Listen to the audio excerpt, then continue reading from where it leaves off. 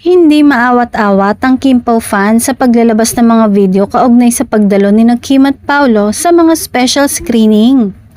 Gaya na lamang ng pagbida ng dalawang henerasyon na binigyan ng pansin ng dalawang kapamilya love team.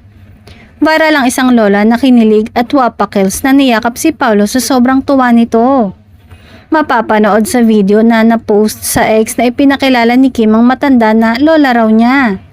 Agad namang yumakap ng mahigpit kay Paolo kaya nagbiro ang aktor na wag niyong yakap ng yakap sa kanya dahil selosa raw si Kim. Makikita sa ekspresyon ng labis na kasiyahan dahil natatangi siya sa audience na nagkaroon ng magandang opportunity na magkaroon ng souvenir photo kasama ang Kim Pao.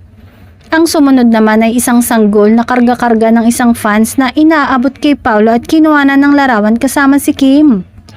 Naglalakad sa red carpet sina Kim at Paolo nang madaanan nila ang sanggol at tumigil ang dalawa para pansinin ito.